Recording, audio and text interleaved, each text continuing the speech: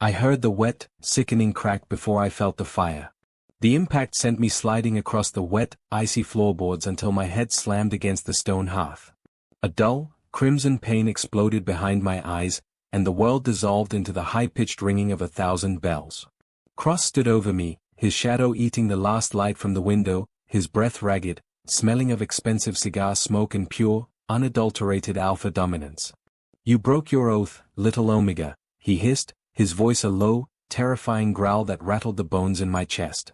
He grabbed a handful of my hair, yanking my head back until my neck screamed, forcing me to stare at the bloody mess of the floor. That blood wasn't mine. It belonged to the only friend I'd ever made in that cage. "I only want what's mine," Cross continued, leaning in, his lips brushing my ear in a parody of affection. "And everything in that womb? It is mine. Every single pup you carry is property of the House of Cross." He twisted my arm until a blinding spike of agony forced a whimper past my lips. I couldn't move. I couldn't fight. All I could do was protect my stomach with my free arm, a futile, pathetic shield against a monster. The scent of my fear and the growing scent of the infection from the untreated puncture wound in my thigh must have thrilled him. He smiled, a wide, cruel, victorious smile. "This will teach you to run, Quinn." He raised his hand. I closed my eyes, bracing for the blow that would not just shatter my jaw, but perhaps finally shatter the life out of me. The last thought I had, before the world went black, was a prayer: "Please, let my children live." Chapter 1, The Omega in the Trap. I woke up to the smell of pine smoke, antiseptic, and a deep, low-frequency sound that felt less like a noise and more like a vibration in my soul.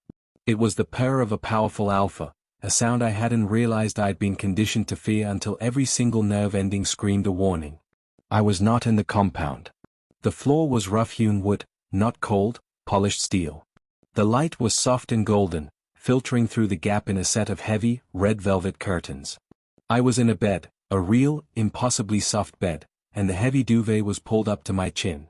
My clothes were gone, replaced by a ridiculously oversized, soft, gray t-shirt that smelled clean, like mountain air and ozone. I tried to move and instantly regretted it. A searing pain shot from my thigh, a blinding reminder of Cross's brutality. It was heavily bandaged, and the throbbing confirmed an antiseptic had been applied. Beneath the pain, I felt the dull, constant ache in my abdomen, the protective signal from my body for the tiny lives I was carrying.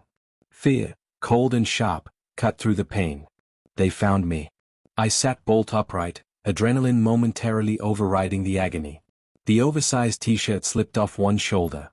The room was a cozy, wood-paneled cabin.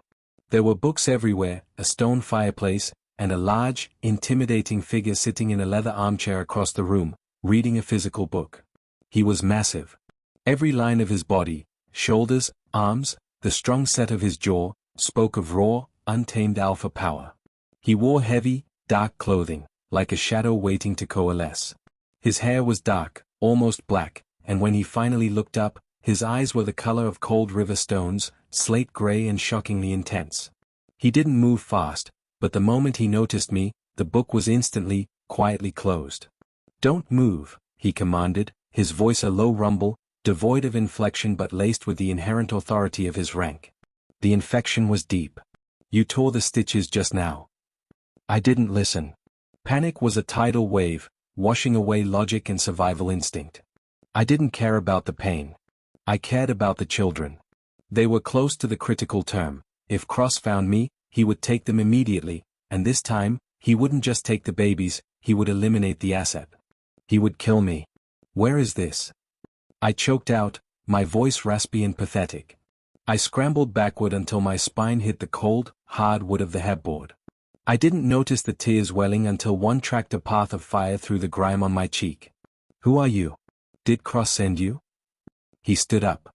I flinched so violently the movement sent a fresh wave of agony through my leg. He stopped instantly, his immense frame frozen halfway across the room. The air felt thick, heavy with the scent of pine and his particular, clean musk, a scent that should have soothed an Omega, but instead, terrified me. "My name is Matias," he said, his voice dropping an octave, attempting to be gentle, which only made the underlying power more noticeable. "I found you 20 kilometers from the border, half frozen and bleeding out. I didn't call anyone. I brought you here. I am an Alpha, but I am not your Alpha, and I don't know anyone named Cross. He took a slow, deliberate step closer. I recoiled. Don't touch me. I screamed. It was a raw, primal sound, the sound of years of abuse culminating in one desperate plea. I felt a hot flush of humiliation. I was supposed to be silent, compliant, and unseen. Matias froze again, his face a careful mask, but I saw a brief flicker of something dark and ancient in his gray eyes before it was replaced by a startling, aching pity. He dropped his gaze to the swell of my abdomen, which was far too prominent for my thin frame. He took another long, slow breath. His eyes snapped back up to mine, and in them, I saw an instinct so powerful it eclipsed everything else: mate. The realization slammed into me with the force of a physical blow. A feral, possessive, undeniable claim. He was not just an Alpha. He was my potential mate, a person whose very biology demanded he protect and possess me. In my current state, trapped, pregnant, and hunted, this was 100 times more terrifying than Cross. He took a final, tentative step and knelt by the bedside, carefully maintaining distance. His eyes were no longer cold, they were troubled, intense, studying the jagged line of a fading scar on my wrist. He smelled the fear radiating off me, the infection in my blood, the fragile state of my pregnancy. I won't hurt you, Quinn, he murmured, using the name he must have found on my medical bracelet. I am not one of them. I'm giving you my word as an Alpha of the North. You are safe here. But you are infected, you are malnourished, and you are carrying twins. You will not survive if you leave. He lifted his hand, hesitantly reaching toward my face, but stopped just inches away. Tell me what I need to know to keep you safe. I stared at him, my heart hammering against my ribs, watching the raw protectiveness in his eyes war with his innate Alpha dominance. I didn't trust the softness. I didn't trust the kindness. Kindness was always a trap. I tried to swallow, but my throat was painfully dry. I knew I couldn't survive long outside. The winter was too harsh, the wound too deep. I was a liability to myself. And I had 2 innocent lives depending on my survival. They will come for me, I whispered, the words barely audible. They will find me, no matter how far I run. They always do. Matias's jaw clenched, his gaze darkening, and the purr in his chest deepened, becoming a low, territorial snarl aimed at an unseen enemy. Then we will be ready for them, he promised, his voice low, a vow carved in stone.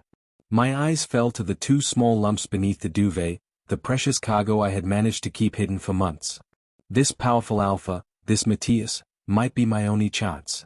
But the thought of what would happen if he lost the fight, if Cross's men found me again, was enough to break the already fragile threads of my sanity. Tears streamed down my temples and soaked into the pillow. I forced the words out, the deepest plea of my broken life. If they find me, I whispered, my voice barely a thread, but desperate. Don't let them take my pups. Chapter 2, The Hunter and the Hunted. For the next 3 days, my world was reduced to the 4 walls of the cabin, the heavy scent of Matias's presence, and the fear that tightened the air around us like a noose. Matias was an enigma. He brought me food, simple, nourishing, easy-to-digest soups, and fresh, clean water. He changed the dressings on my leg with a careful, almost surgical precision, never once letting his gaze linger or his touch stray beyond the purely medical. He was the perfect, distant, and intimidating nurse. I was slowly, tentatively, beginning to trust the lack of pressure. He never pushed for answers. He never forced contact. He simply existed, a quiet, powerful guardian. It was in those small, silent moments that I started to realize the depth of the abuse I carried. I flinched when he moved too quickly. I stopped breathing whenever he touched my hand to check my temperature. I had been so thoroughly conditioned to expect pain, control, and exploitation from every Alpha that this gentle, almost reverent care felt like a dangerous illusion.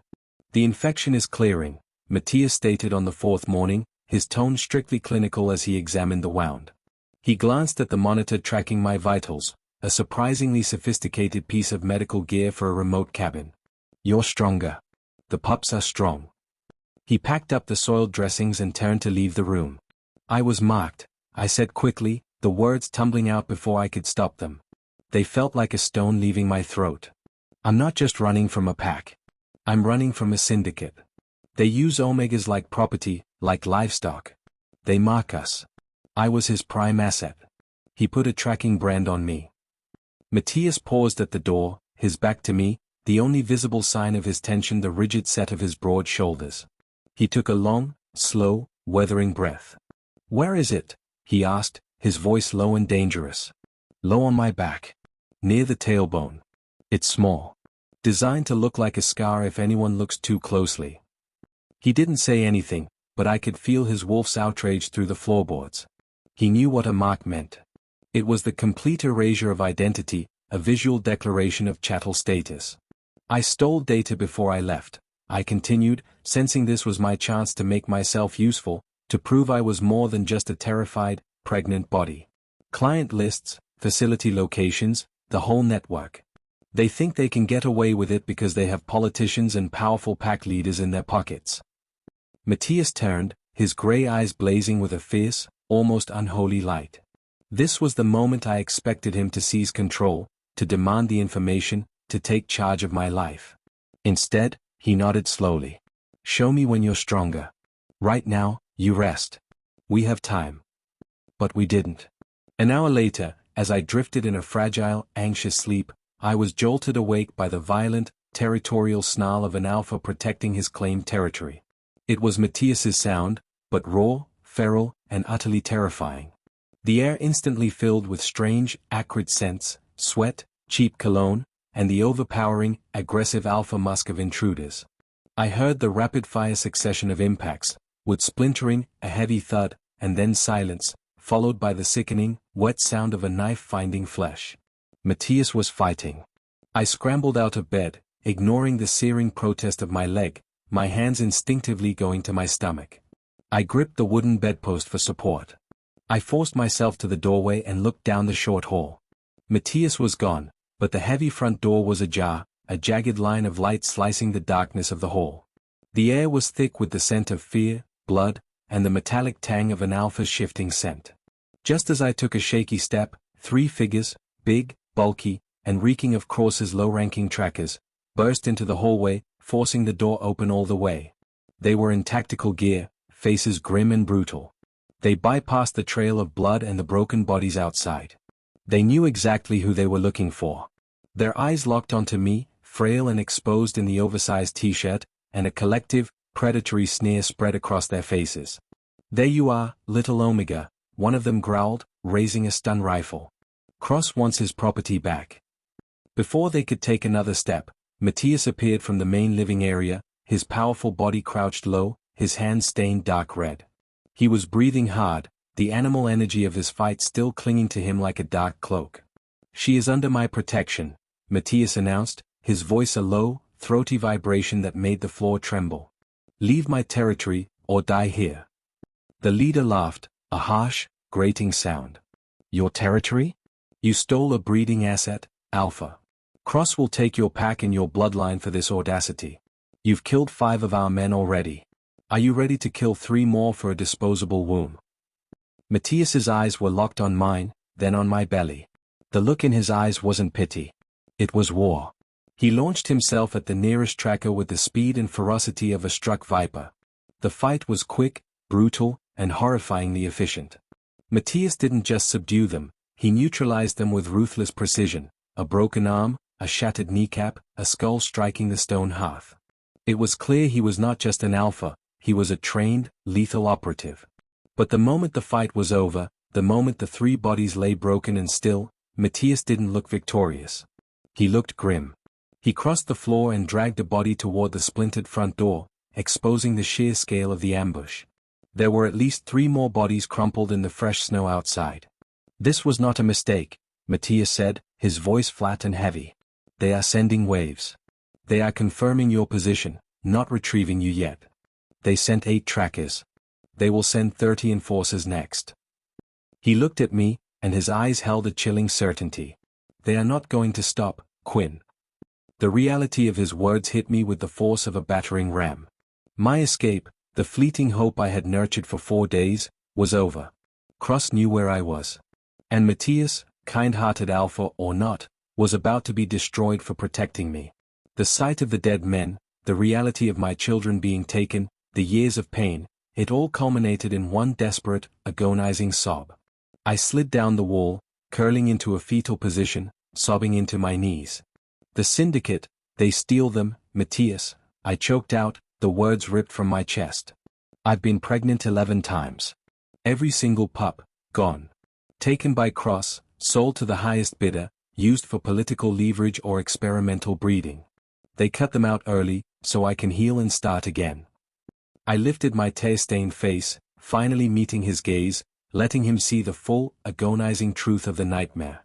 Cross marked me as his prime asset because I have a high-concept bloodline, and I heal fast. He wants these twins because they are Alpha heirs. They're worth a fortune to him. I took a shuddering breath, my body shaking not just with fear, but with a dawning, terrifying resolve. The thought of my children being added to that grim tally, of river and sky, as I secretly called them, being born into that darkness, was unacceptable. I won't run anymore, Matias, I whispered, staring at the fresh bloodstains on the beautiful wooden floor. I've tried. It doesn't work. I won't let them take my last chance. I want to fight. I want to kill them all. Matias's wolf snapped to attention. His gaze didn't waver. He stared at me, not at the whimpering Omega, but at the broken creature who had just declared war on a global network. He took a single step toward me. His eyes weren't just protective now. They were allied. Then we stop running, Matias said, his voice a low, resonant promise. We fight. But first, we remove the tracker. We remove the collar. And for that, I need help. We need a team. He reached for his satellite phone. The chapter ends with the click of the call connecting, a silent declaration of the coming war.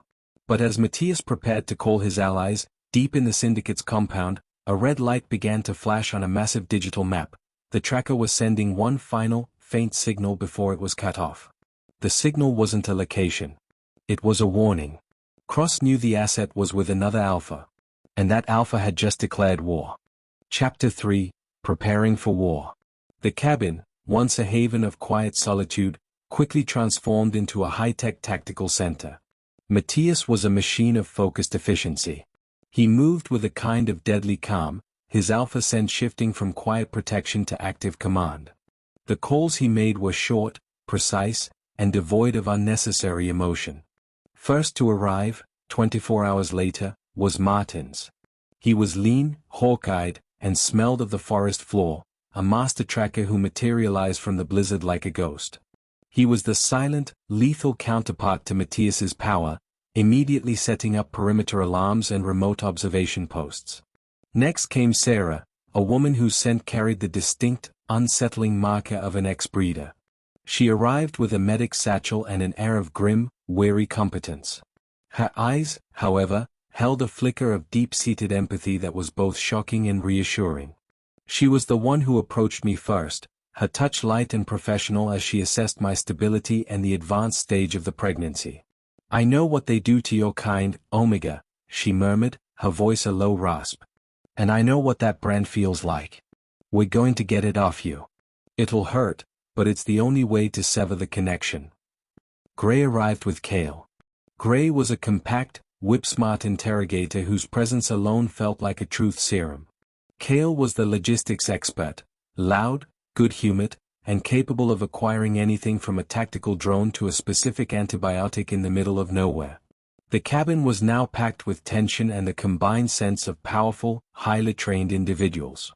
I, the fragile Omega, was the silent core of their operations, the prize for the enemy and the heart of their defense. The moment of truth came that evening. Sarah prepped the area on the small table in the corner. The smell of sterile swabs and local anesthetic filled the air. Matias stood beside me, not holding me down, not touching me, but his powerful hand resting on the table just inches from my own. His eyes were locked on mine, a silent anchor in the storm. This brand is a deep-set transponder, Sarah explained, her voice steady. Cross uses a specialized plasma ink. We have to cut deep and fast. She didn't give me time to panic. The knife was sharp, the anesthetic barely working against the depth of the cut, and the pain that shot through me was blinding. It wasn't just physical, it felt like a wire being severed, a lifetime of forced obedience and tracking suddenly being ripped out of my nervous system. I screamed, a raw, inhuman sound that I hadn't known I was capable of making. As the agony peaked, I felt a strong, warm pressure on my hand.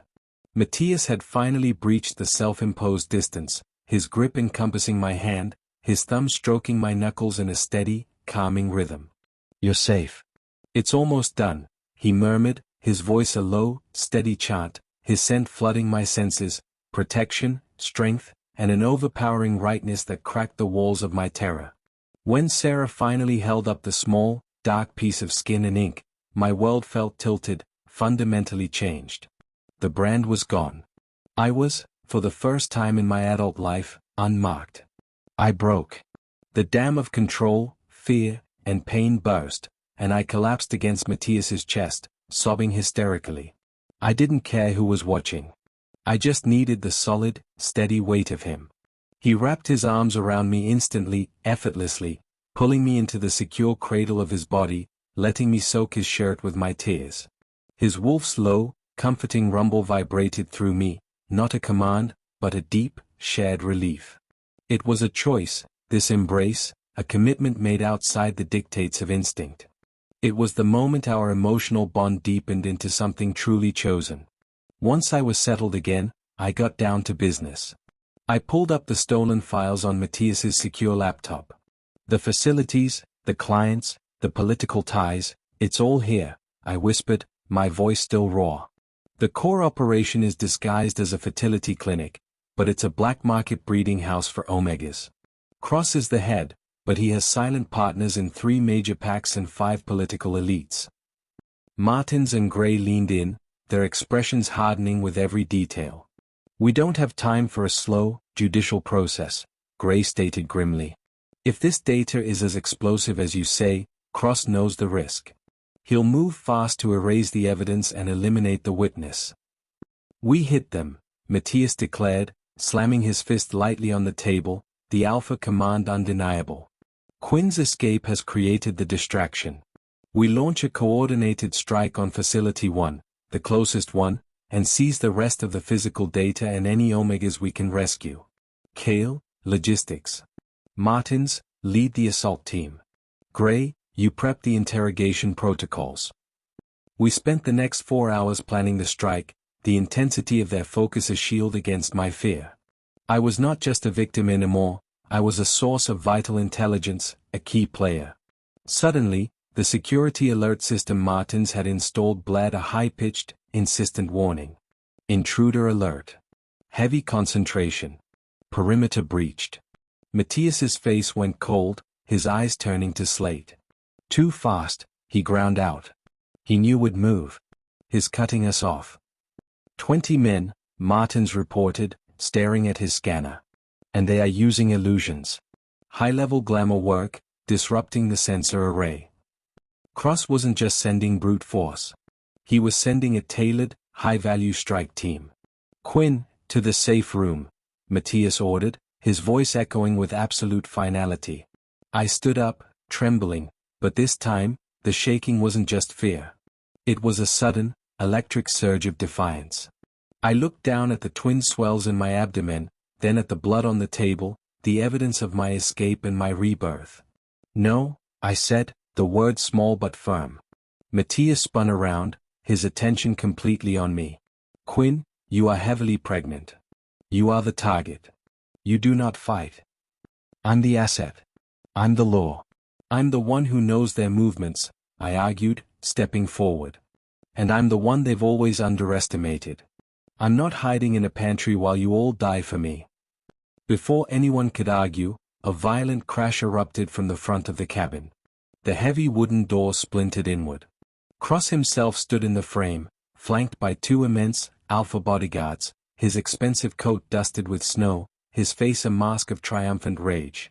"The asset has been located, Matias," Cross announced, his voice dripping with venom. "And you, the thief, are about to pay the price." But he never saw me move.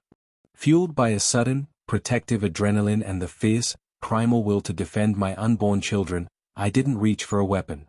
I shifted. It wasn't a full, seamless Alpha shift. I was only an Omega, but my desperate rage allowed a partial, feral transformation. My pupils blew wide, my canines elongated, and a low, guttural snarl ripped from my chest. It was the sound of a cornered animal, and it was aimed only at him. I threw myself at Cross, not to kill, but to shock. I collided with his chest, driving the air from his lungs, forcing him off balance and into the snow, my sharp nails raking across his expensive coat. It was a completely irrational, unexpected move that bought Matias and the team the precious seconds they needed to engage. Martins and Kale immediately opened fire on the guards.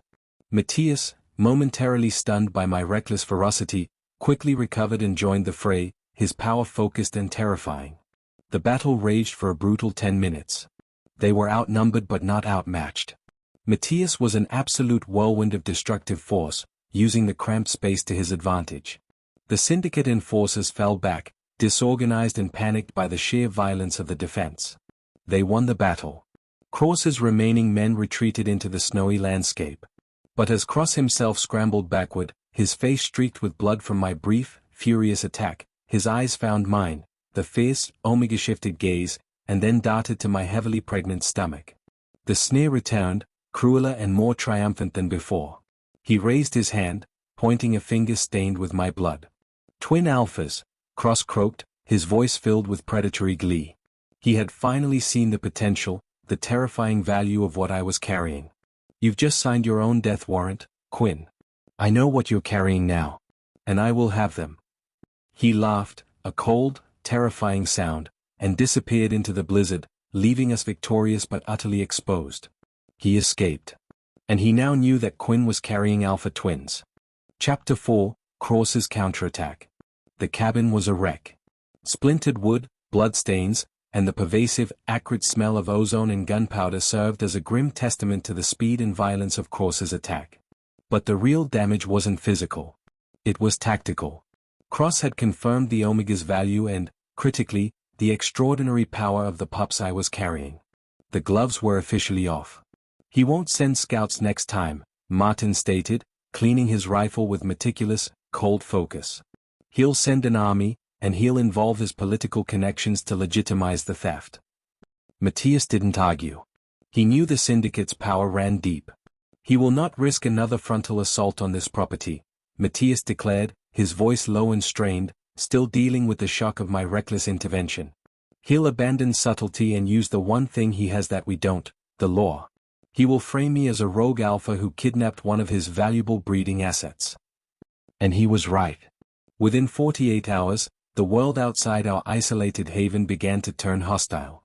Kale, monitoring the digital chatter, reported the chilling news. Pack leaders, clients of the Syndicate and friends of Cross, began releasing public statements. Matias was painted as a dangerous criminal, his actions a violation of inter-pack law and property rights. Pack borders across the continent closed instantly. Safe houses evaporated. They are freezing us out, Gray said, his knuckles white as he watched the news reports. Cross is turning this into an international incident. We can't move. No pack will risk sheltering a fugitive alpha who is harboring stolen property. Quinn, the Omega, the victim, was officially painted as unstable and dangerous. A legal warrant for my immediate seizure was issued, citing a risk to the valuable political assets I was carrying. We were trapped. Matias, his face drawn with frustration and fury, paced the wreckage of the cabin. His protectiveness had curdled into a desperate sense of futility. There is only one place left, I said quietly, leaning against the kitchen counter. I had to speak up. I had to lead the way now. A remote cabin on the coast. My mother's. It's registered under a dozen shell companies and protected by the legal labyrinth of a hostile coastal pack she used to deal with. It's off the grid, and no one would ever connect it to me. It was a risky, desperate move, but it was the only one we had. Within hours, we were on the move, a small, highly armed convoy transporting a heavily pregnant Omega toward the coast. Martins led the way, Kale secured the flanks, Gray and Sarah maintained a nervous watch. The coastal cabin was desolate, protected by jagged cliffs and the constant, deafening roar of the ocean. It was safe, for now. Matias and I were forced into close quarters. The tension between us was thick, a mixture of shared fear, the lingering adrenaline of the fight, and the fierce, protective instinct that Matias was now struggling to contain. The fact that I had chosen to defend myself, to expose my own feral power, had fundamentally shifted our dynamic. I was no longer just the passive, terrified victim. While the team worked to leak the stolen archive and expose the Syndicate online, I felt the twins shift inside me. Time was running out. The due date was approaching too fast. "We're going live with the archive tonight," Gray announced late one evening, his eyes tired but resolute. "We're hitting the deep web, the dark forums, everywhere the official news won't touch. It will cause chaos, but it will buy us time." It was the calm before the ultimate storm. The chaos came not from the digital world, but from the frigid, open sea. Just as the sun began to sink below the horizon, painting the sky in violent shades of orange and bruised purple, the heavy fog of the coastline was cut by the roar of powerful engines. Cross wasn't waiting for the data to be leaked. He knew the twins were close to being born, and he had abandoned the legal pretense. He launched a final, direct, all-or-nothing assault. His objective was clear: recapture Quinn before the twins are born. The attack was a blur of violence, smoke grenades, flashbangs, and the sharp, metallic tang of Alpha scent.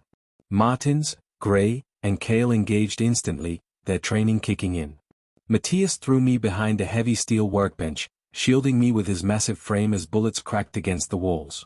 "Stay down, Quinn," he roared over the din, his own weapon firing with terrifying accuracy. The air was full of screaming and the thunder of combat boots. Suddenly, a figure slipped past Matias, moving with a dark, silent grace that was unnerving. They were smaller, faster than the rest of Cross's enforcers, cloaked in black tactical gear, and their face was completely covered by a sleek, black mask. They didn't carry a firearm, only a specialized capture net, designed not to kill, but to immobilize. This was the one sent specifically to retrieve the asset. The figure moved toward me with a chilling, predatory focus. I scrambled backward, my breath catching in my throat, the protective instinct overriding the pain in my leg. The figure paused, their masked face tilting slightly as they stared at me, the pregnant Omega, terrified and vulnerable. As they raised the net, my eyes locked on the faded, star-shaped scar on the back of their hand, a tiny, distinctive mark I had only ever seen once before. A wave of crushing, heart-breaking realization hit me, worse than any bullet or beating. I gasped, the air leaving my lungs in a horrified whoosh. I recognized the hand, the scar, and the slight tilt of the head. It wasn't just an enforcer. Riel? I whispered, the name of my oldest stolen child, now conditioned, weaponized, and loyal to the very monster who had enslaved us both.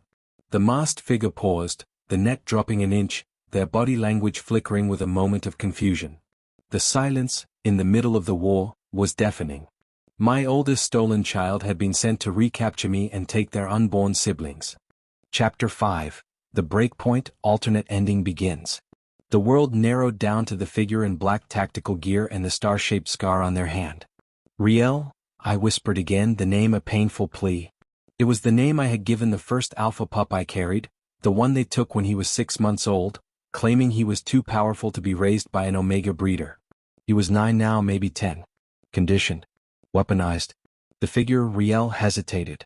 The specialized capture net dipped toward the ground. In the controlled chaos of the raid, that brief, agonizing pause was the opening Cross needed. "Move, you idiot." Cross's voice boomed from the doorway. He hadn't been targeting Riel but my hesitation. He saw the flicker of recognition, the paralysis of a mother recognizing her stolen child, and he capitalized on it instantly. I refused to fight. My body was screaming for me to attack, to defend my unborn twins, but my mind was stuck on the image of that scar, the memory of a baby's giggle. I would not strike my own child. Quinn, move. They're not using lethal force, they want you alive. Matias roared, but he was pinned down, focused on holding the line against the other attackers. Cross's distraction was perfectly timed. 2 heavily armed enforcers broke through the line, using Riel's momentary lapse as cover. They hit me with a focused burst of high-frequency sound, a non-lethal Omega deterrent. The sound wave slammed into my pregnant body, paralyzing my muscles and ripping a scream from my throat. It didn't hurt the pups yet, but it shut down my ability to shift or fight. The world went sideways. I felt the rough fabric of a sack being thrown over my head and the cold metal of restraints clicking around my wrists and ankles. Retreat. We have the asset. Cross yelled, the triumph in his voice a sickening finality. Matias let out a sound I had never heard before, a devastating guttural alpha roar of pure pain and loss. I heard him break free, the sound of bodies being violently thrown across the room, but it was too late. Strong hands, Riel's hands, I realized with a fresh stab of agony, lifted me. Through the thick sack, I felt the cold air and the acceleration of a vehicle. Matias. I screamed, but the cry was muffled, lost. I was gone. Matias was shattered. He barely heard Sarah and Gray confirming that the attackers were gone, leaving behind only the wreckage and the terrifying absence where I had been. He hadn't failed to defend his territory, he had failed to defend his mate. His wolf was feral, screaming for retribution, for the scent of my captors, for the blood of Cross. Martins had to physically restrain him from charging blindly into the snowy night. We need the data, Matias. Not a vengeful suicide run. Martins yelled, his face grim. We have to expose him. We have to make his world burn so he can't hide Quinn. Matias collapsed against the wall, his head in his hands, his breath ragged. He had failed. He had retreated to protect the unborn pups, sacrificing me in the process. The guilt was a physical weight, crushing him. Meanwhile, I was back in hell. The holding room was sterile, white, soundproofed, and reinforced, the kind of cell reserved for a truly valuable asset. Cross stood over me, his face triumphant, examining the restraint cuff he had personally secured on my ankle. Welcome home, Quinn, he purred, running a sickeningly affectionate finger over my cheek. Did you really think that little alpha of yours could protect you from a network as wide as mine? Foolish. You brought my property to me. I met his gaze, refusing to give him the satisfaction of tears. I have information, Cross. The full archive. My team will be leaking it soon. He laughed, a booming, dismissive sound. You think I care about data leaks? That data is messy. I have protection. I need the children, Quinn. The pure alpha heirs. And I need you compliant. He ordered Riel to stand guard.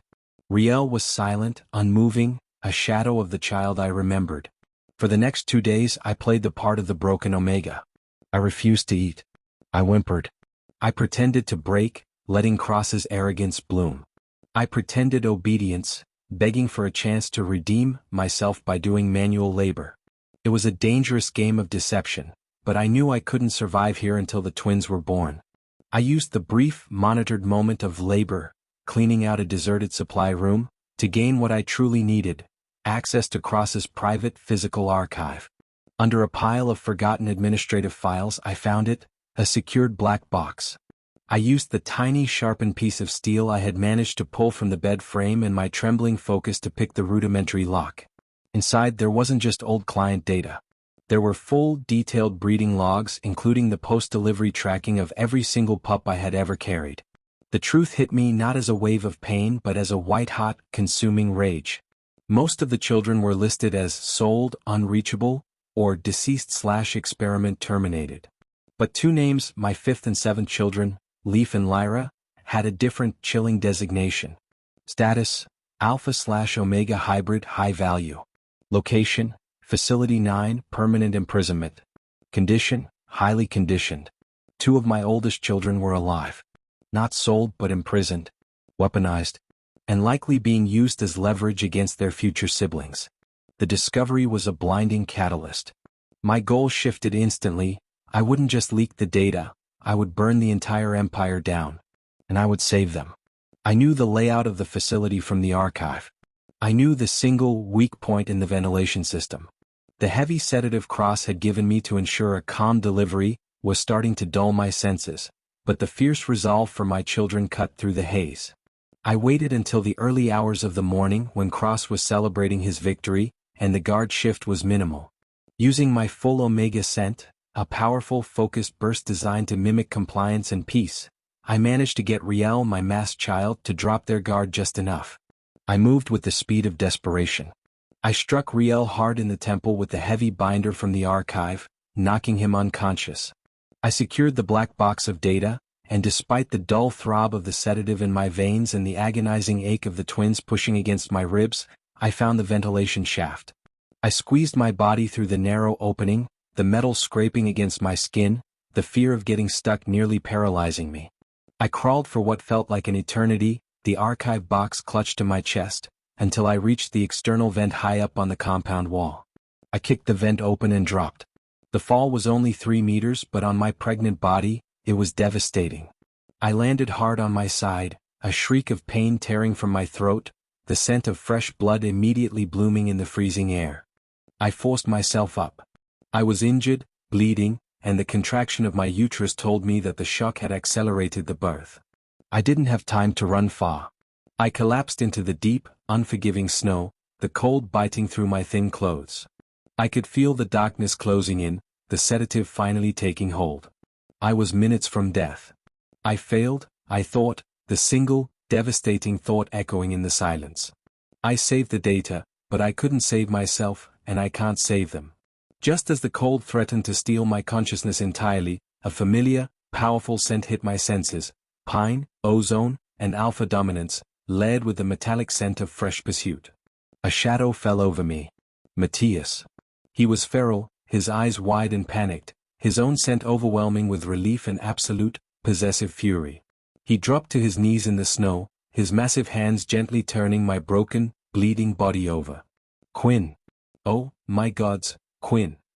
My vision was tunneling, but I managed to lift my hand and press the stolen, black archive box into his chest. Facility 9, I gasped, the words bubbling out with a mix of blood and snow. Leaf. Lyra, they're alive. And then, everything went black. Sunrise Over Mountains Chapter 6, A Future Uncertain. I woke up warm. So warm. The scent of pine and Matias enveloped me, a protective cocoon against the cold and the pain. I was back in the remote coastal cabin, clean and bandaged, the sounds of the ocean a distant, steady rhythm. The first thing I registered was the gentle, insistent weight on my chest. 2 tiny bodies, wrapped in thick blankets, nestled against me. They were small, perfect, and radiating the scent of alpha air, a strong, clean, undeniable power. My twins were born. River and sky. Matias was sitting beside me, his arm around my shoulders, his chin resting on the top of my head. He was exhausted, his eyes shadowed with sleepless worry, but his scent was pure, possessive relief. They're safe. You're safe, he murmured, his voice thick with emotion. Sarah delivered them here. A boy and a girl. River and sky. They are perfect.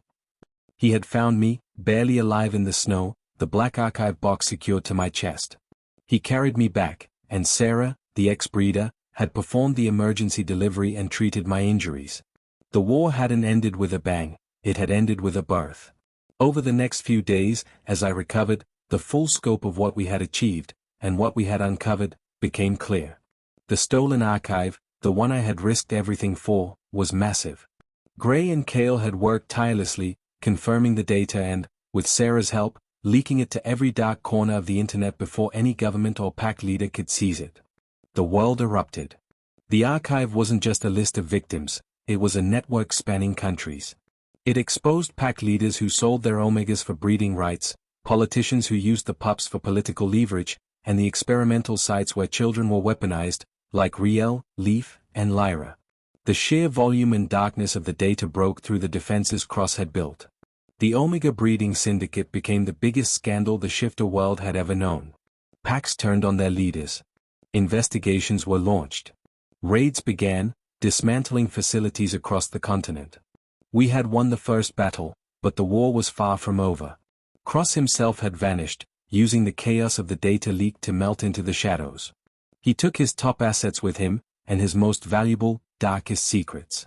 And my stolen children, Riel, Leaf, and Lyra, were gone too, scattered into the wind, either loyal to Cross or still imprisoned in a facility we couldn't yet locate. One evening, Matias sat on the floor beside the hearth, watching the firelight dance across the twins' sleeping faces. It was quiet, bittersweet, and full of unspoken promises. I watched him, the alpha who had chosen me, not out of primal urge, but out of genuine, protective love. He got away, I whispered, the words heavy with the lingering grief of my lost children. Cross is gone. And our babies, our other babies. Matias reached for my hand, his massive palm engulfing mine, the gesture secure and grounding. We'll find them. All of them, Matias vowed, his gaze intensely focused on the two newborns. The Syndicate is crumbling. The world is looking. They can't hide forever.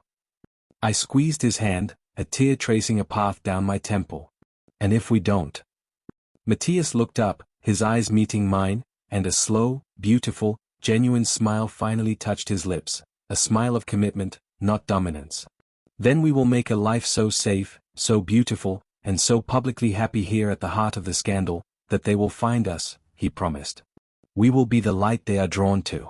We will be the home they are searching for.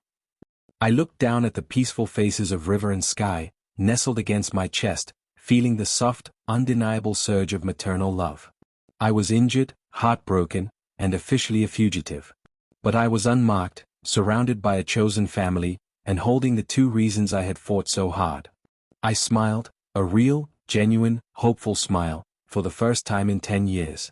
The war wasn't over. But we had won the first battle, and in doing so, we had created a beginning. If you made it this far, thank you. You have stuck with Quinn and Matias through betrayal, danger, heartbreak, and a life-or-death battle for their future. Your readership fuels this story. Every word, every tear, and every high-stakes moment was written for you. If this chapter gave you all the feels, the fear, the hope, and that final, sweet resolution, please show your love. Red Heart # this story to help others find this emotional journey. Have a +sign subscribe or follow so you don't miss the upcoming bonus epilogue and the continuation of Quinn's fight in Part 2, The Legacy of Fire. Speech balloon comment below and tell me, what was the most heartbreaking moment for you? And what name do you think Riel will go by when he finally finds his way home? Stay tuned. The fight for their future, and their other children, has only just begun.